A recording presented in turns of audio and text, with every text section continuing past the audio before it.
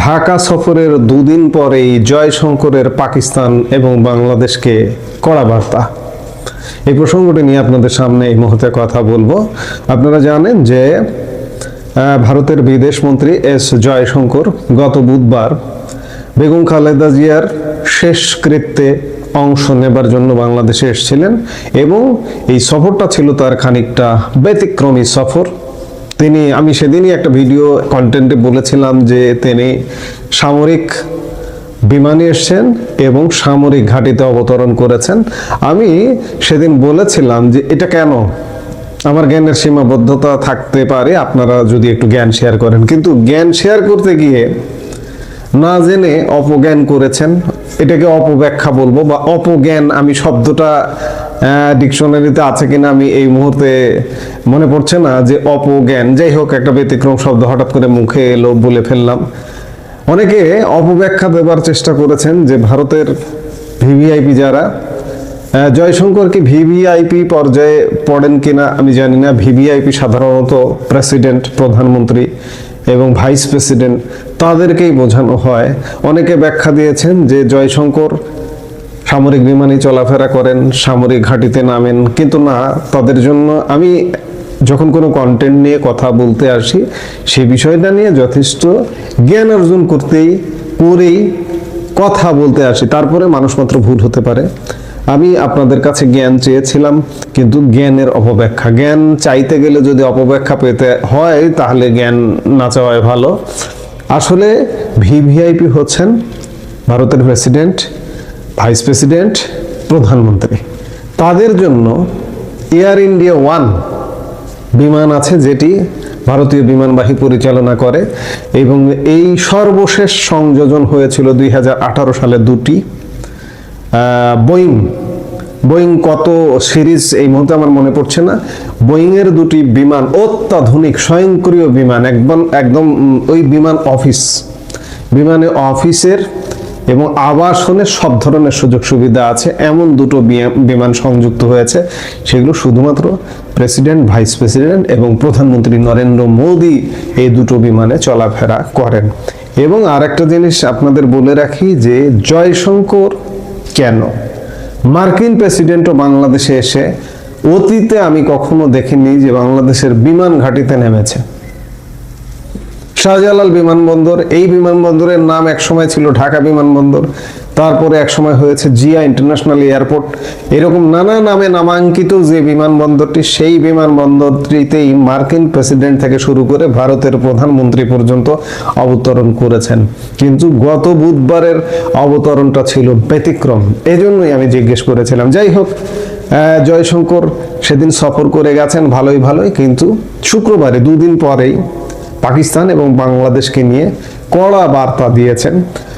জয়শঙ্কর পাকিস্তানকে সন্ত্রাসবাদে মদদ দেওয়া বদ প্রতিবেশী বলে মোটামুটি নিশানায় নিয়েছেন, তবে সরাসরি পাকিস্তানের নাম করেননি তিনি।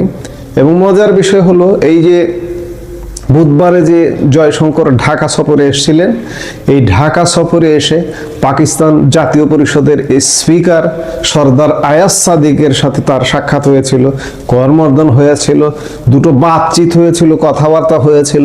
কিন্তু এই কথাবার্তা দুদিন পরেই জয়শঙ্কর বদ প্রতিবেশী হিসেবে পাকিস্তানকে আখ্যা দিলেন। জয়শঙ্কর একই সাথে বাংলাদেশকেও বার্তা দিয়েছেন, এক্ষেত্রেও দেশের নাম করেননি বিদেশ মন্ত্রী। শুক্রবার আইআইটি মাদ্রাজের একটি অনুষ্ঠানে যোগ দিয়েছিলেন জয়শঙ্কর। সেখানেই তিনি জানান, নিরাপত্তা ও জাতীয় স্বার্থকে সুরক্ষিত রাখার অধিকার রয়েছে ভারতের। সন্ত্রাসবাদের বিরুদ্ধে কি পদক্ষেপ করা হবে তা নিয়ে বাইরের কারো পরামর্শ নেওয়া হবে না বলেও জানিয়েছেন তিনি।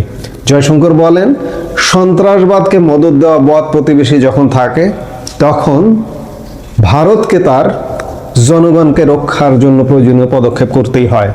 আমরা কিভাবে সেই পদক্ষেপ করব তা কেউ ঠিক করে দিতে পারে না।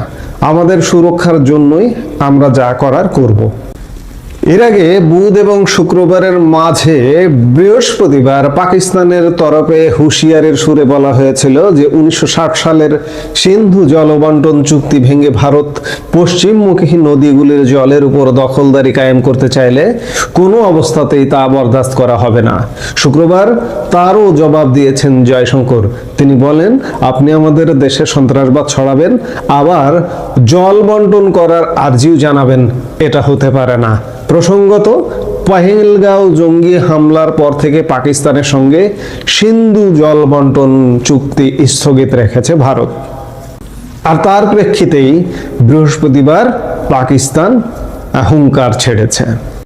একই সঙ্গে বাংলাদেশের নাম না করে ভারতের পূর্ব দিকের প্রতিবেশী দেশটিকে বার্তা দিয়েছেন জয়শঙ্কর। তিনি বলেন, আপনাকে কেউ ভুল বুঝলে কিভাবে তা আটকাবেন? নিজেই প্রশ্নের উত্তর দিয়ে জয়শঙ্কর বলেন, আপনি যদি সততা এবং স্বচ্ছতার সঙ্গে যোগাযোগ রেখে চলেন তাহলে অন্য দেশ এবং সে দেশের মানুষেরাও সম্মান করবে। এক্ষেত্রে কোনো দেশের উদাহরণ না দিলেও মনে করা হচ্ছে জয়শঙ্কর বাংলাদেশের কথাই বলতে চেয়েছেন। বাংলাদেশে আওয়ামী লীগ সরকার পতনের পর জনগণের একাংশের ভারত বিরোধী মনোভাব লক্ষ্য করা গেছে। এই পরিস্থিতিতে ঢাকার সঙ্গে সম্পর্ক স্বাভাবিক করার চেষ্টা করছে নয়াদিল্লি। আর তারই অংশ হিসেবে বিএনপি চেয়ারপারসন এবং সাবেক প্রধানমন্ত্রী বেগম খালেদা জিয়ার শেষকৃত্যে অংশগ্রহণ করেছিলেন এস জয়শঙ্কর এবং খালেদা জিয়ার প্রয়াণে শোক জ্ঞাপন করেছিলেন ভারতের প্রধানমন্ত্রী নরেন্দ্র মোদী। ভারত বাংলাদেশ তার নিকট প্রতিবেশীর সঙ্গে সম্পর্ক উন্নয়নে এগিয়ে এসছে, কিন্তু বাংলাদেশ এটাকে কিভাবে নেবে? ভারত উন্নতির পথে যাওয়া ভারতের সাথে একই সাথে উন্নতির পথে হাঁটবে নাকি বাংলাদেশ উল্টো পথে হাঁটবে, সিদ্ধান্ত নিতে হবে বাংলাদেশেরই। সেই দুটো সুযোগই আছে, যে উল্টো পথে হাঁটবো নাকি সোজা পথে হাঁটবো। আমরা আসলে 1.5 বছর আগেও দেখতাম যে ভারত যেভাবে হাঁটছে আমরা আসলে সেই পথে হাঁটছিলাম, কিন্তু মাঝখানে ভারত বিরোধিতা। এই ভারত বিরোধিতা কি এই যে বিগত যে সরকারটি ছিল, আওয়ামী লীগ সরকারটি ছিল, সেই সরকারটিকে লক্ষ্য করে কি ভারত বিরোধিতা?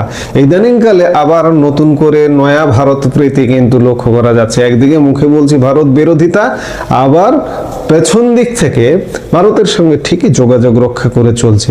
এই যে সাম্প্রতিক সময়ে 2 দিন আগে আপনারা দেখলেন যে জামায়াত আমির ভারতের কূটনীতিকদের সাথে গোপন বৈঠকের কথাও বলেছেন।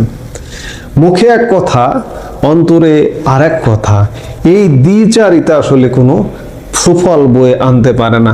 আগামীর বাংলাদেশ কি করবে এটি নির্ভর করবে বাংলাদেশের নীতি নির্ধারক যারা, তারা কি অ্যাক্ট করে, তার উপরেই বাংলাদেশের উন্নতি, অগ্রগতি নাকি পিছনে যাওয়া সেগুলো নির্ণীত হবে। এখন দেখার বিষয় যে আগামীর বাংলাদেশ কি হচ্ছে। আসসালামু আলাইকুম দর্শক, আমাদের সামনে যে খবরটি এখন আছে সেই খবরটি ডক্টর মোহাম্মদ ইউনূস যে একটি কাগজে বাঘের সরকার সেটা প্রমাণ করার জন্য যথেষ্ট। সেই কাগজে বাঘ আমাদের পার্শ্ববর্তী শক্তিশালী রাষ্ট্র ভারতকে নিয়ে যখন যাচ্ছে তাই মুখের বয়ান, মূলত মুখোমুখি। কারণ কূটনৈতিকভাবে বা অর্থনৈতিক যুদ্ধে ভারতের সঙ্গে তার ফলাফল, তার বিজয়ের কোনো চিহ্ন নেই, বরঞ্চ ব্যবধান 1 আর 100 যদি বলা হয়। একেবারে কূটনৈতিকভাবে ভারতের মতো একটা ঝানু কূটনৈতিক তাৎপর্যপূর্ণ দেশকে ডক্টর ইউনূস কোনো রকম কোনো জবাবই দিতে পারেননি, নাম্বার 1। নাম্বার 2 হচ্ছে যে অর্থনৈতিক মারপ্যাচে ভারতের সঙ্গে বাংলাদেশের স্বার্থ বিরোধী এই চুক্তি ওই চুক্তি, হাজার চুক্তির কথা বলা হলেও ভারত কার্যত বহু চুক্তি তার সামনে এনে সেগুলোকে সে স্টপ করেছে, বাতিল করেছে, অর্থনৈতিক সুবিধা বন্ধ করেছে, কিন্তু বাংলাদেশের পক্ষ থেকে কিছুই করা সম্ভব হয়নি। ডক্টর মোহাম্মদ ইউনূসের এটা একটা চরম ভারত বিরোধিতার ব্যর্থতার ফল। এর বাইরে চোখে আঙ্গুল দিয়ে যদি দেখিয়ে দিতে হয় তাহলে ভারত যে পুশিন করেছে সেই পুশিনের সংখ্যা আপনারা যদি দেখেন, এবং এই পুশিন নিয়ে বহু কথাবার্তা হয়েছে, সেই ক্ষেত্রে আপনাদের চোখের সামনে আরো স্পষ্ট ফুটে উঠবে যে শুধুমাত্র ভারত বিরোধিতার কারণে বিরোধিতা, আমি যেটা সবসময় বলি, রাজনৈতিক ফায়দা হাসিলের জন্য, কিন্তু কার্যক্ষেত্রে তার কোনোটাই প্রমাণ বহন করে না। আসাম থেকে 3 মাসেই 2000 জনকে বাংলাদেশে পুশ করা হয়েছে। চিন্তা করতে পারেন, 2000 মানুষকে পুশ করা হয়েছে সীমান্তে। আমাদের বিজেপি বলা হচ্ছে যে চোখে চোখ রেখে কথা বলে, আমাদের সরকার চোখে চোখ রেখে কথা বলে। তো এই সীমান্তে পুশ করার বিষয়টা কেন ফেরাতে পারলো না? ভারতের উত্তর পূর্বাঞ্চলীয় রাজ্য আসামের মুখ্যমন্ত্রী বলেছেন 1950 সালের একটি আইন ব্যবহার করে গত কয়েক মাসে প্রায় 2000 জনকে বাংলাদেশে পুশব্যাক করে দেওয়া হয়েছে। সে রাজ্যের বিদেশি ট্রাইব্যুনাল কাউকে বিদেশি বলে চিহ্নিত করার 1 সপ্তাহের মধ্যেই তাকে পুশব্যাক করা হবে বলেও তিনি জানিয়েছেন। উচ্চ আদালতে আপিল করে যাতে সেই বিদেশি কালক্ষেপণ না করতে পারেন সেই জন্য এই সিদ্ধান্ত নেওয়া হয়েছে বলে জানিয়েছেন মিস্টার বিশ্ব শর্মা। আমাদের দেশে কোনো বক্তব্য এখনো পাওয়া যায়নি। তবে আইনজীবী ও মানবাধিকার কর্মীরা প্রশ্ন তুলেছেন 1950 সালের আইনটি এতদিন পরে ব্যবহার করার আইনি বৈধতা আছে কিনা। তারা বলছেন এই আইনটি ভারত স্বাধীন হওয়ার পরে একটি বিশেষ পরিস্থিতিতে প্রণয়ন করা হয়েছিল, এখন তা প্রয়োগ করা যায় না। এই আইনটির বৈধতা চ্যালেঞ্জ করার কথাও ভাবা হচ্ছে বলে জানিয়েছেন গৌহাটি হাইকোর্টের এক সিনিয়র আইনজীবী।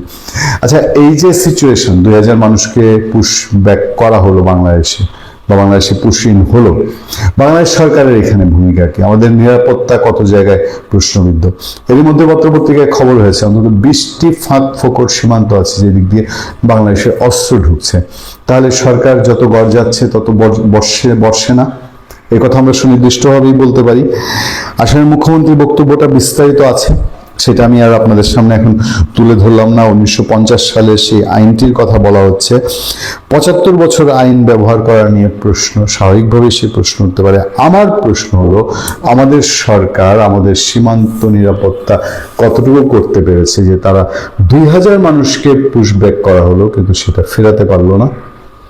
ভালো থাকবেন, সুস্থ থাকবেন। আপনার সাথে আমি আতিক রহমান, পূর্ণিয়া।